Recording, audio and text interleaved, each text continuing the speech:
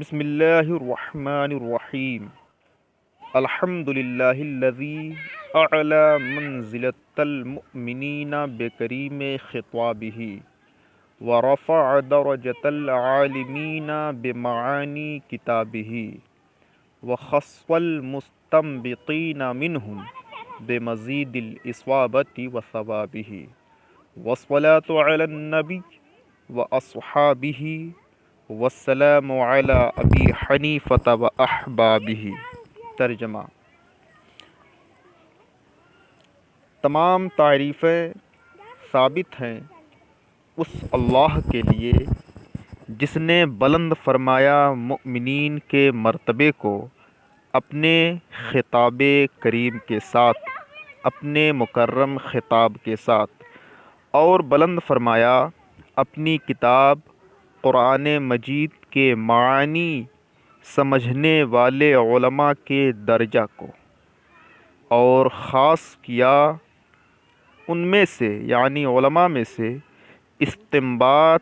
استنباط کرنے والوں کو اصابت حق کی زیادتی اور کثرت ثواب کے ساتھ۔ اب سوال یہ اٹھتا ہے کہ مصنف علیہ الرحمہ نے اپنی کتاب کو تسمیہ سے کیوں شروع کیا؟ اپنی کتاب کا آغاز بسم اللہ الرحمن الرحیم سے کیوں کیا؟ یہ سوال وارد ہوتا ہے، تو اس کے چند جوابات ہیں۔ اول، ابتدا میں اس میں باری تعالی سے برکت حاصل کرنے کے لیے۔ جواب دوم، کلام الہی کی اقتدا کی وجہ سے کی تسمیہ سے اس کا آغاز کیا، یعنی قرآن پاک کی اقتدا کرتے ہوئے مصنف علیہ الرحمہ نے اپنی کتاب کا آغاز کیا۔ تیسرا جواب، آقا کریم صلی اللہ علیہ وسلم کی اتباع کی وجہ سے۔ ابو داؤد اور ابن ماجہ کی روایت ہے، آقا کریم فرماتے ہیں کل امر ذی بال لم یبدأ فیہ ببسم اللہ الرحمن الرحیم فہو اقطع۔ سرکار فرماتے ہیں ہر وہ ذی شان امر، بہترین عمل، بہترین کام جس کو بسم اللہ الرحمن الرحیم سے شروع نہ کیا جائے تو وہ ناقص ہے، ناتمام ہے۔ چوتھا جواب، اس امر کی پیروی کی وجہ سے جس پر سلف و خلف کا اتفاق ہے کہ وہ تمام اپنی تصنیفات کو تسمیہ سے آغاز کرتے ہیں، یعنی سلف و خلف کی اتباع کرتے ہوئے صاحب اصول الشاشی نے اپنی کتاب کو تسمیہ سے آغاز کیا۔ اور مصنف علیہ الرحمہ نے اپنی کتاب کو حمد کے ساتھ کیوں شروع کیا؟ اس کا جواب یہ ہے کہ حمد وہ جزء قرآن ہے، یعنی حمد یہ قرآن کا حصہ ہے، اور کتاب شروع کرنے کے لیے کلام الہی سے برکت حاصل کرنے کے واسطے قرآن سے افضل کوئی کتاب نہیں کہ جس سے برکت حاصل کی جائے، یعنی برکت حاصل کرنے کے لیے قرآن ہی سب سے افضل کتاب ہے، اور قرآن ہی اس لائق ہے، کلام اللہ اس بات کا مستحق ہے کہ اس کی اقتدا کی جائے ہر حال میں، اور ہمارا یہی ایمان ہے۔ قرآن کریم کی اتباع کی وجہ سے اس میں پہلے تسمیہ کو بیان کیا گیا، یعنی اصول الشاشی کتاب میں پہلے تسمیہ کو ذکر کیا گیا، پھر تحمید کو ذکر کیا گیا۔ یہ اس سے سوال مقدر کا جواب ہے کہ مصنف علیہ الرحمہ نے پہلے تسمیہ کا ذکر کیا پھر تحمید کا ذکر کیا۔ ایسا کیوں نہیں کہ پہلے تحمید کو ذکر کر دے، پہلے حمد کو ذکر کرتے پھر تسمیہ کا ذکر کرتے؟ تو یہ اسی کا جواب ہے کہ مصنف علیہ الرحمہ نے قرآن کریم کی اتباع کی وجہ سے پہلے تسمیہ کو بیان کیا پھر تحمید کا ذکر کیا۔ اور نبی کریم صلی اللہ تعالیٰ علیہ وسلم کی پیروی کی وجہ سے، جس کو ابو داؤد و ابن ماجہ و ابو عوانہ نے روایت کی ہے، حدیث شریف کے الفاظ یہ ہیں: کلو امرن ذی بال لا یبدأ فیہ بالحمد للہ فہو اقطع، یعنی ہر وہ ذیشان کام جس کو حمد کے ساتھ شروع نہ کیا جائے، آغاز نہ کیا جائے، جس کا افتتاح اور ابتدا حمد کے ذریعہ نہ ہو، تو وہ غیر مکمل ہے۔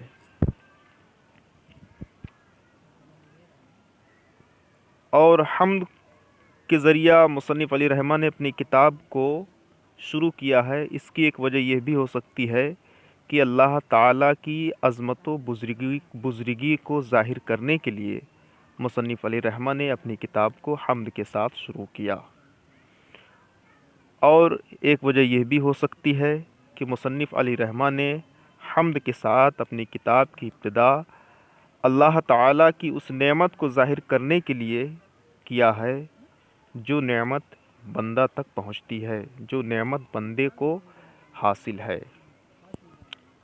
حمد پر الف لام استغراق کا بھی ہو سکتا ہے اور جنس کا بھی ہو سکتا ہے۔ استغراق کا ہو سکتا ہے اس لیے کہ حمد کا معنی ہے کل فرد من افراد الحمد ثابت للہ، یعنی ہر فرد افراد حمد میں سے اللہ تعالیٰ کے لیے ثابت ہے، اور وہ مرفوع ہے ابتدا کی وجہ سے۔ الحمد یہ مرفوع ہے ابتدا، یعنی مبتدا واقع ہونے کی وجہ سے بترکیب نحوی، اور اس کی خبر یعنی مبتدا کی خبر للہ ہے، اور یہ جملہ اسمیہ ہے۔ الحمدللہ یہ جملہ اسمیہ ہے جس کو جملہ فعلیہ سے عدول کیا گیا ہے۔ اس سے عدول کرنے کی وجہ جملہ اسمیہ الحمدللہ یہ جملہ اسمیہ ہے، اس کی اصل جملہ فعلیہ ہے، اس کو جملہ اسمیہ سے عدول کیا گیا، جملہ فعلیہ سے عدول کیا گیا ہے۔ عدول کی وجہ حمد کے دوام و ثبات پر دلالت کرنا ہے۔ خلاصہ کلام یہ کہ الحمد میں الف لام استغراق کا ہے، اور استغراق کے معنی ہوتا ہے گھیرنے کے، ڈوبنے کے۔ تو یہاں پہ یہ ہے کہ تمام تعریفیں اللہ کے لیے ہیں، اللہ کے لیے ثابت ہیں، یہ تمام تعریفیں اللہ ہی کے لائق ہیں، اللہ ہی اس بات کا مستحق ہے کہ اس کی تعریف کی جائے، اور تمام تعریفیں اس کے ہی حق میں ہوں۔ اور حمد کو تسمیہ پر مقدم نہیں کیا گیا، اس لیے کہ قرآن شریف کی اتباع ہوئی ہے اس میں۔ اور الحمدللہ یہ جو جملہ اسمیہ ہے، جملہ اسمیہ اصل میں یہ جملہ فعلیہ تھا، اس کو عدول کیا گیا ہے جملہ اسمیہ کی طرف، اور عدول کی وجہ، عدول کا سبب یہ ہے تاکہ یہ جملہ یعنی مبتدا اور خبر، جو الحمد مبتدا واقع ہے اور اللہ خبر واقع ہے، یہ جملہ جس کو جملہ فعلیہ سے عدول کر کے جملہ اسمیہ بنایا گیا ہے، یہ دوام اور ثبات پر دلالت کرے، استمرار پر دلالت کرے۔ جب اس کو جملہ فعلیہ سے جملہ اسمیہ کی طرف عدول کریں گے تو اس میں دوام اور ثبات کا معنی پایا جائے گا، اور ہمیشگی کا معنی اس میں موجود ہوگا۔ حمد کس کو کہتے ہیں؟ تو حمد وہ وصف ہے، اچھا حمد کی تفصیل یوں سمجھیے کہ حمد کو ثنا بھی کہتے ہیں، اور لغت میں حمد بمعنی تعریف کے ہے، اور تعریف کی 3 قسمیں ہیں۔ ایک حمد ہے دوسرا مدح ہے، تیسرا شکر ہے۔ حمد اس تعریف کو کہتے ہیں جو جمیل اختیاری پر زبان سے بقصد تعظیم ذکر حسن ہو، خواہ وہ ذکر حسن نعمت کے عوض ہو یا غیر نعمت کے عوض۔ حمد کے مقابل میں ذم اور ہجو ہیں، اور مدح اس تعریف کو کہتے ہیں جو زبان سے بقصد تعظیم کسی امر جمیل پر ذکر حسن ہو، خواہ وہ امر جمیل اختیاری ہو یا غیر اختیاری، نعمت کے عوض ہو یا غیر نعمت کے عوض۔ مدح کے مقابل میں بھی ذم و ہجو ہیں۔ شکر اس تعریف کو کہتے ہیں جو ایسا کام کیا جائے کہ جس سے منعم یعنی انعام کرنے والے کی تعظیم ہو، خواہ زبان سے اس کا ذکر حسن ہو یا دل سے اس کی تحیت و عقیدت ہو، دل سے اس کی تعظیم و تکریم ہو، یا کسی دوسرے اعضاء سے کوئی عمل و خدمت ہو۔ شکر کے مقابل میں کفران آتا ہے۔ ایک سوال یہ ہو سکتا ہے کہ مصنف علیہ رحمہ نے اپنی کتاب کو تسمیہ سے بھی شروع کیا اور حمد سے بھی شروع کیا، تو ابتدا میں شروع میں یا تو تسمیہ ہو سکتی ہے یا تو حمد ہو سکتا ہے، یہ سوال اٹھتا ہے۔ تو اس کا جواب یہ ہے کہ ابتدا کی 3 قسمیں ہیں۔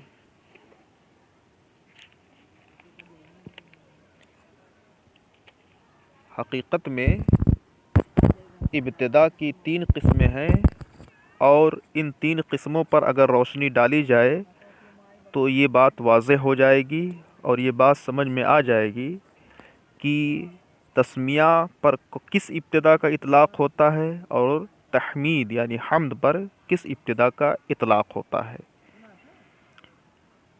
ابتدا کی 3 قسمیں ہیں، اس کے 3 اقسام ہیں۔ پہلی قسم ہے ابتدائے حقیقی، دوسری قسم ہے ابتدائے اضافی، اور تیسری قسم ہے ابتدائے عرفی۔ اب ہم کو سمجھنا ہے کہ ابتدائے حقیقی کیا ہے، ابتدائے اضافی کیا ہے اور ابتدائے عرفی کیا ہے۔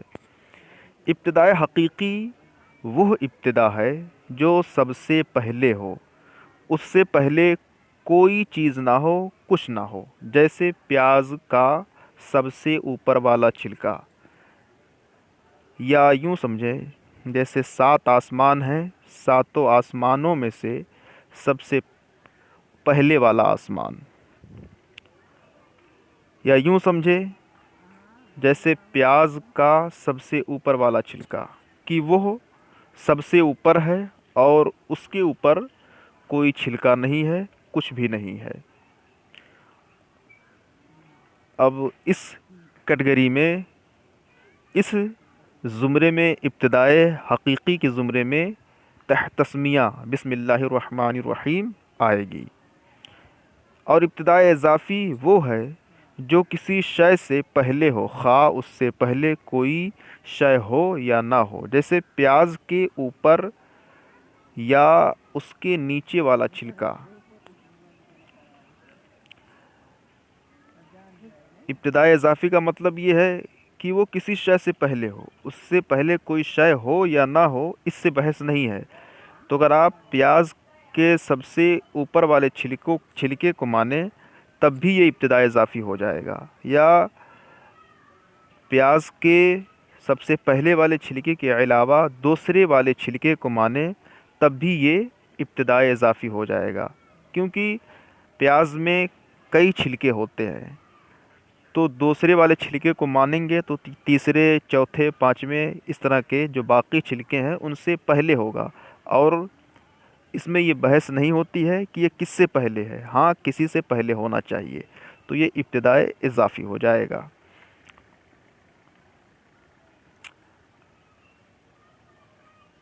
ابتدائے اضافی میں تحمید آئے گا، اور اگر یہ مانا لیں کہ ابتدائے اضافی میں تحمید آ رہا ہے تو اس صورت میں یہ ماننا ہوگا کہ یہ مقصد سے پہلے ہے، یعنی کتاب کو بیان کرنے کا جو مقصد ہے، اس کی تفصیلات اور تشریحات ہیں، اس کے عبارات ہیں جس میں مقصد اور مرام کو بیان کیا جائے گا، اس سے پہلے تحمید ہے، اس اعتبار سے تحمید کو ابتدائے اضافی میں داخل کیا جا سکتا ہے۔ اور کیونکہ ابتدائے اضافی میں اس سے بحث نہیں ہوتی ہے کہ وہ سب سے پہلے ہے، بلکہ اس سے بحث ہوتی ہے کہ وہ کسی شے سے پہلے ہے یا نہیں، اور ابتدائے اضافی میں تحمید کو اگر داخل کریں تو وہ مقصد سے پہلے واقع ہے۔ اور تیسری قسم ہے ابتدائے عرفی۔ ابتدائے عرفی وہ ابتدا ہے جو مقصود سے پہلے ہو، خواہ اس سے پہلے کوئی شے ہو یا نہ ہو۔ پس تسمیہ کی حدیث میں جو ابتدا ہے اس سے مراد ابتدائے حقیقی ہے۔ تسمیہ کی حدیث میں جو ابتدا ہے اس سے مراد ابتدائے حقیقی ہے، اس لیے کہ ابتدائے حقیقی کا مطلب ہی یہی ہے کہ اس سے پہلے کچھ نہ ہو، کوئی شے اس سے پہلے نہ ہو۔ تسمیہ یہ ابتدائے حقیقی میں شامل ہو جائے گی، اور تحمید کی حدیث میں جو ابتدا ہے اس سے مراد ابتدائے اضافی ہو جائے گی۔ یا تسمیہ اور تحمید دونوں کو ابتدائے عرفی میں داخل کیا جا سکتا ہے، اس لیے کہ ابتدائے عرفی کا مطلب ہی یہی ہے کہ اس سے پہلے کوئی شے ہو یا نہ ہو، وہ مقصود سے پہلے رہے، یعنی ابتدائے عرفی یہ مقصود سے پہلے رہے، اس سے پہلے کوئی شے ہو یا نہ ہو۔ اور ظاہر سی بات ہے تسمیہ اور تحمید یہ دونوں مقصود سے پہلے ہیں۔ مقصود ہے اصول فقہ کے قوانین کو، اس کے ضوابط کو بیان کرنا، اور تحمید اور تسمیہ یعنی بسم اللہ الرحمن الرحیم اور الحمد، یہ اصول الشاشی میں جو کتاب ہے اس میں جو اصول و قوانین ضوابط بیان کیے گئے ہیں ان سے پہلے تسمیہ اور تحمید ہے۔ اس اعتبار سے اس پر ابتدائے عرفی صادق آئے گا، یعنی تسمیہ اور تحمید یہ دونوں ابتدائے عرفی میں شامل ہو جائیں گے، کیونکہ دونوں مقصود سے پہلے ہیں۔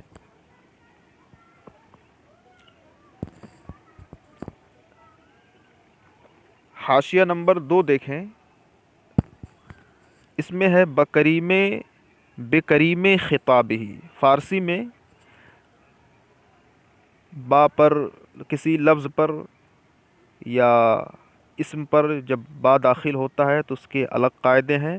عربی میں جہاں کہیں بھی با داخل ہوگا تو وہ کسرہ کے ساتھ ہوگا، یعنی بکریم خطاب ہی پڑھا جائے گا۔ عربی میں ہر جگہ با جو حرف جار ہے وہ کسرہ کے ساتھ پڑھا جاتا ہے۔ بکریم خطابہ میں جو اضافت ہے یہ جرد و قطیفتن کے قبیل سے ہے، یعنی اضافت الصفت الی الموصوف ہے۔ بکریم خطابہ اس کا اصل لفظ ہے بخطابہ الکریم، یعنی اپنے کریم خطاب کے ساتھ۔ اور اللہ رب العزت نے قرآن شریف میں فرمایا وَأَنْتُمُ الْأَعْلَوْنَ، اور تم بلند ہو۔ جب اللہ رب العزت نے قرآن مجید میں مومنین کے بارے میں فرمایا کہ تم بلند ہو، تو اسی آیت کی اقتداء کرتے ہوئے، اتباع کرتے ہوئے صاحب اصول الشاشی نے اپنی کتاب کے شروع میں یعنی تحمید میں اعلی منزلۃ المؤمنین فرمایا،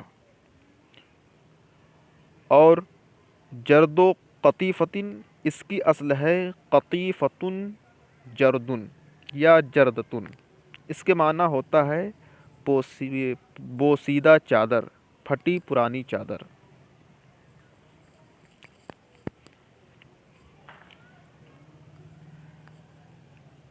ایک سوال یہ ہو سکتا ہے کہ اعلیٰ کے معنی بلند ہوتا ہے اور رفع کے معنی بھی بلند کرنا ہوتا ہے، تو مصنف علیہ رحمہ نے جب مومنین کے درجے اور منزلت کی بات آئی تو اعلیٰ کا لفظ استعمال کیوں کیا، اور علماء کے درجے اور منزلت کی بات آئی، علماء کے مراتب و درجات کی بات آئی تو رفع کا لفظ کیوں استعمال کیا؟ تو اس لیے کہ اگر صرفی اعتبار سے دیکھا جائے تو اعلیٰ یہ ناقص ہے اور رفع یہ صحیح ہے، اور ظاہر سی بات ہے جو ناقص ہے وہ صحیح کے مقابل میں ضعیف ہے۔ تو علماء کی شان بلند ہے، سرکار کی حدیث پاک بھی ہے، العلماء ورثۃ الانبیاء، علماء انبیاء کے وارث ہیں، اس لیے عام مومنین کے بنسبت اعلیٰ کے بجائے رفع کا ذکر مصنف علیہ رحمہ نے علماء کے حق میں فرمایا۔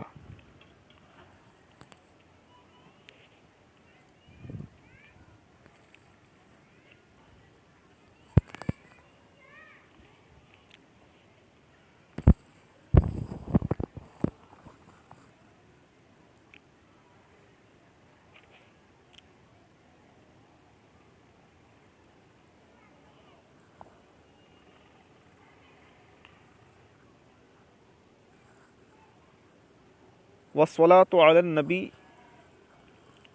صلاۃ کی تحقیق دیکھیں۔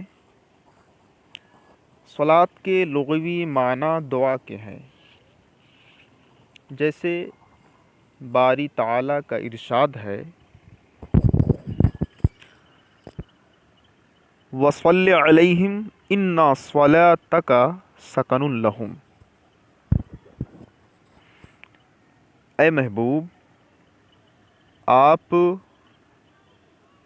ان کے حق میں دعا فرمائیں، کیونکہ آپ کی دعا ان کے لیے سکون کا سبب ہے، سکون کا باعث ہے۔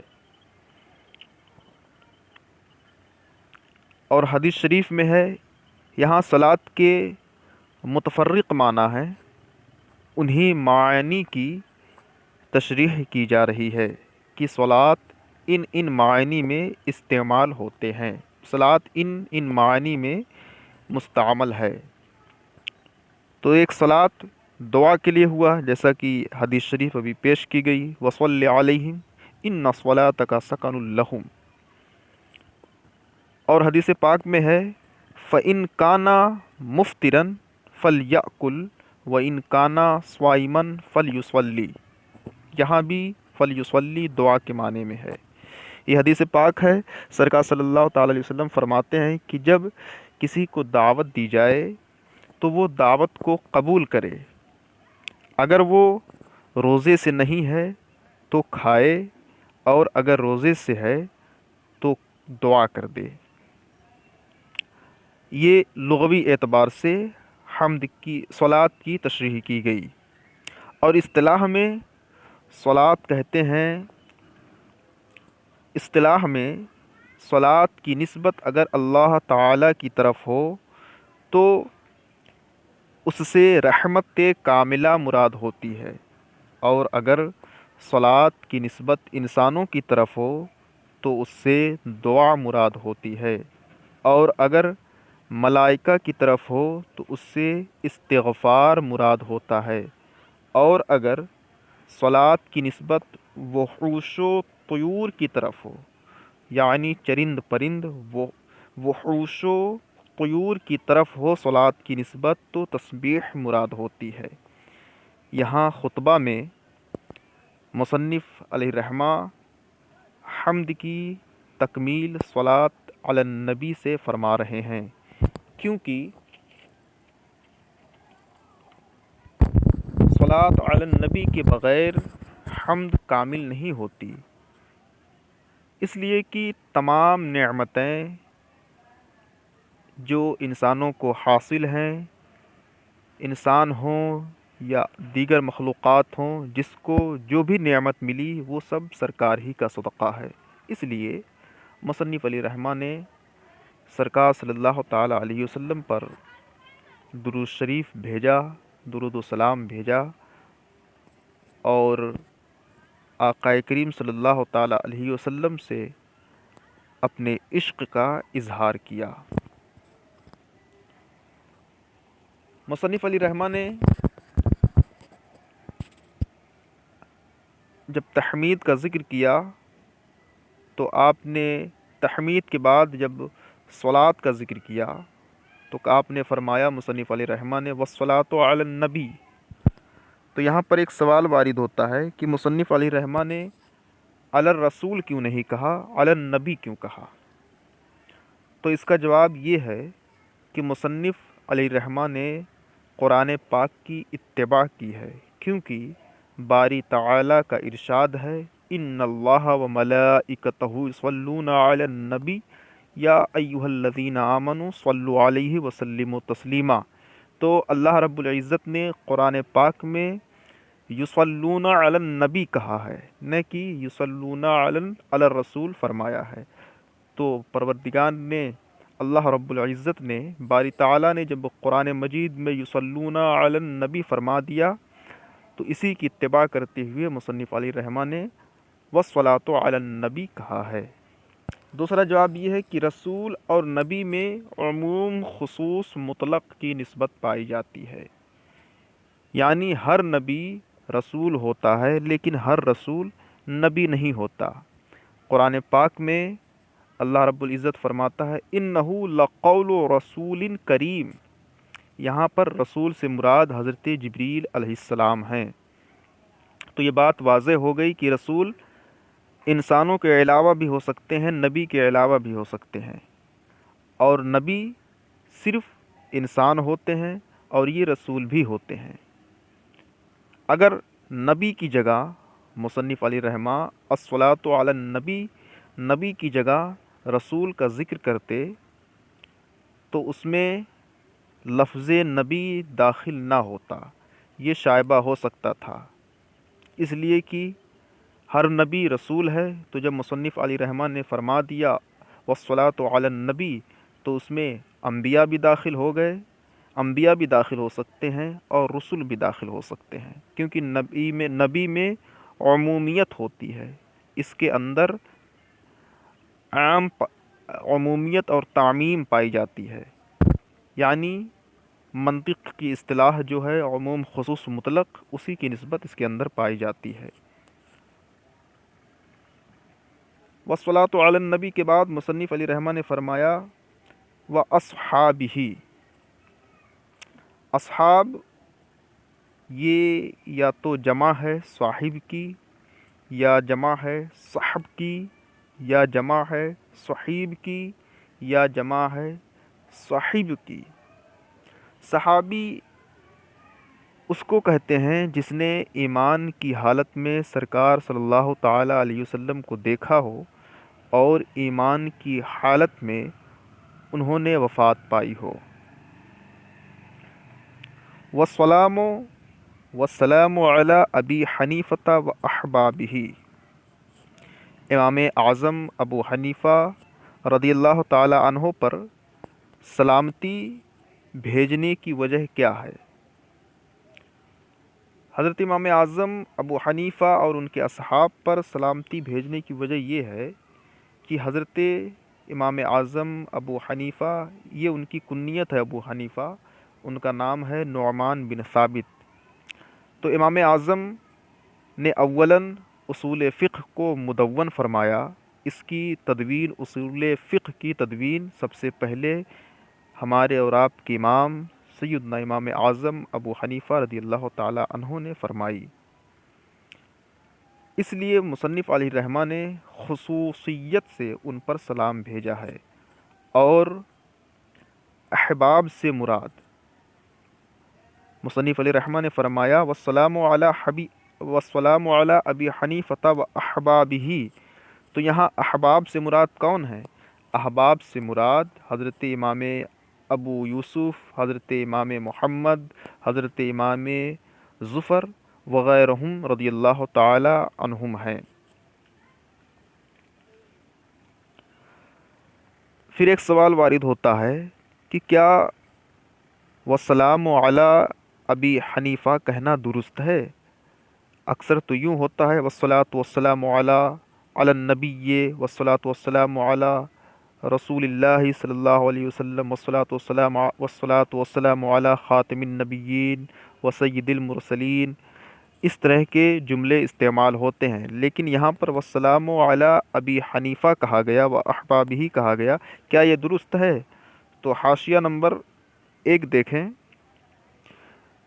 اس میں شارح فرماتے ہیں اختلف فی ان الصلاۃ والسلام علی غیر الانبیاء جائز ام لا، یعنی اس میں اختلاف ہے کہ صلاۃ اور سلام غیر انبیاء کے لیے جائز ہے، درست ہے کہ نہیں۔ فذهب بعضهم الی کراہیتہ، تو بعض علماء کی رائے یہ ہے کہ انبیاء کے علاوہ صلاۃ و سلام کا ذکر کرنا یہ مکروہ ہے، اور بعض نے فرمایا کہ یہ حرام ہے، انبیاء کے علاوہ کسی اور کے لیے سلام کا اور صلاۃ کا ذکر کرنا یہ حرام ہے۔ اور بعض نے فرمایا جمہور علماء کا مذہب یہ ہے، جمہور علماء کی رائے یہ ہے انہ لا یجوز ابتداء و استقلالا، یعنی مستقلا اور ابتداء، والصلاۃ والسلام علی ابی حنیفہ و احبابہ، یہ جو جملہ ہے اس پر جو سوال وارد ہوا ہے اس پر جمہور علماء کی رائے ہے کہ مستقلا اور ابتداء صلاۃ و سلام کا ذکر کرنا غیر انبیاء کے لیے جائز نہیں ہے۔ ہاں اگر اتباعاً ہو تو جائز ہے،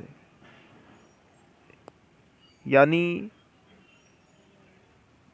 پہلے سرکار صلی اللہ تعالیٰ علیہ وسلم کا ذکر ہو، اور اس کے بعد اتباع کا مطلب یہ ہے کہ پہلے سرکار صلی اللہ تعالیٰ علیہ وسلم کا ذکر ہو، اس کے بعد کسی صحابی یا تابعی جو اللہ کے مقرب اور مقبول بندے ہیں ان کا ذکر ہو، تو صلاۃ اور سلام کا ذکر کیا جا سکتا ہے، ان کے لیے صلاۃ اور سلام کا استعمال ہو سکتا ہے، جیسے صلی وسلم علی محمد و ابی حنیفہ، یہ کہنا درست ہے کیونکہ یہ اتباعاً ہے، پہلے سرکار صلی اللہ علیہ وسلم کا اسم مبارک محمد ذکر کیا گیا، اس کے بعد ابو حنیفہ رضی اللہ تعالیٰ عنہ کا ذکر کیا گیا، تو یہ امام اعظم ابو حنیفہ کا جو اسم گرامی کنیت ہے ابو حنیفہ، تو ابو حنیفہ کا جو ذکر ہوا یہ محمد کے بعد ہے، یعنی